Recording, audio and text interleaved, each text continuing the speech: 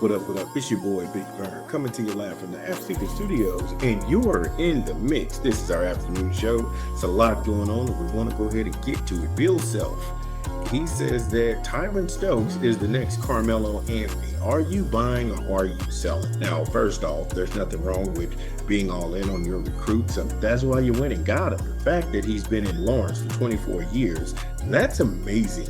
Equally stunning, he's chasing his 18th Big 12 title, and that's unheard of, especially in the age of the money class. So those two accomplishments on their own, they're worth noting. Now, Self, he has the #1 recruit in the country, 5-star forward, Tyron Stokes.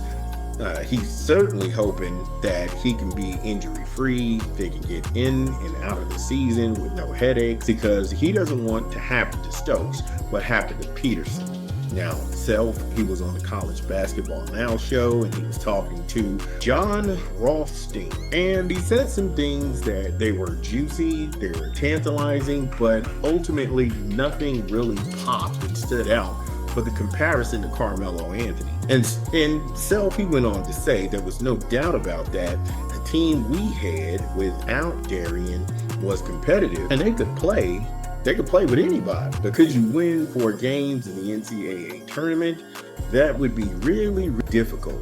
The team with Darian, if everything fell right, we could have won the championship. We could have found ourselves in that Sweet 16, Elite 8, Final Four, etc. That was the direction we were going in all along. It was frustrating with these injuries, because it's like having your best player getting 2 cheap fouls in the first couple of minutes of both halves. And you're playing handcuffed the entire time. Now, he's got a point with that. Nothing is a momentum killer like cheap fouls to key guys. It's hard to get guys back on track once that happens. And he went on to say what happened to Melvin Council's role when Darian was out there. It was easy. Without Darian out there, it made everything different. It made the offense clunky. We couldn't make shots. The buckets seemed to come in spurts. And I'll tip my hat. He has more the insight and knowledge to the scorecards and looking at the different momentum shifts in a basketball game. But with some guys, I don't know if we ever hit our stride. But we didn't have some great wins with Darian, and we had some pretty good ones without him. Now, the interview, it got really interesting when Stokes addressed Stokes' majority issues. Now, the maturation of players, one thing, okay? Because it's used as weapons against people they don't want. And I'll get into this. Now, they talk about technical fouls. They're sure to follow a guy, especially a teenager who wears his emotions on his sleeve. He's a teenager. What a fierce competitor isn't going to be docile when they feel like they've been wrong? It's not uncommon for a player to go back and forth with a referee litigating that he pretty much didn't foul this person. I don't think that that's over the top. I don't think that that's something that you could penalize that guy for. The kid is 6'7", 230-pound power forward. He has the tools to be an NBA All-Star.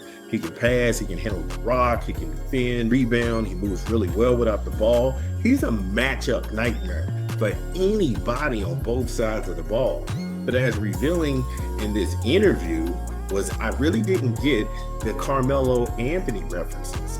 Like, how do they intersect? Because Melo never had a technical the entire time he was at Syracuse. He didn't have that. And I don't know why John Rothstein didn't actually press Bill to make him expound on that. And then Bill continued to go down a rabbit hole of overpassionate guys saying that I'd rather deal with a guy who had to control of his emotions, and don't really go after kids for having those. If that's the case, then why bring it up? Also, you were around when Carmelo Anthony was playing college basketball. For this to be some gotcha or whatever this is, I'm just like, I don't get it. Don't get it. Melo, he never had a technical the entire time he was in Syracuse. Instead of keeping the conversation there, then John allowed Bill to bring in more players to draw examples from, like Andrew Wiggins, but also Josh Jackson. And then he said to me, Josh Jackson was a dog and Wiggins was so explosive. Tyron is not as explosive as Darren, but he's a tremendous athlete and he's so skilled. He's also got some dog in him like Josh. First and foremost, stop talking street terminology like you down. You're not down. You're not from around nobody's way. You're a coach. You live in a wealthy neighborhood. You have a vast vocabulary. You do not need to try and come down the street language or act like you are somebody who's down with it. Don't be a cornball all your life. And I'm going to have to sell this because the only thing that Tyron has in common with Carmelo is that they're both 6'7". That's it. You have to put some respect on Carmelo's name. We just can't keep calling athletes out and saying that this kid is reminding me of that kid, that this kid might have these issues because said athlete never had these issues. I mean, it is an abject, ridiculous comparison. And then also, Carmelo Anthony dominated the ACC. Carmelo Anthony won a championship. He won the Final Four. He won MVPs. What is this? The kid hasn't done anything. And we're already giving them keys to the kingdom. Again, this was a bad interview. I am selling this. I am not saying that he is not going to be good. All I am saying is that we need to stop comparing these guys to NBA Hall of Famers or guys who have had accomplishments and they've went through the fire. Again, this is Big Vern, and you're in the mix.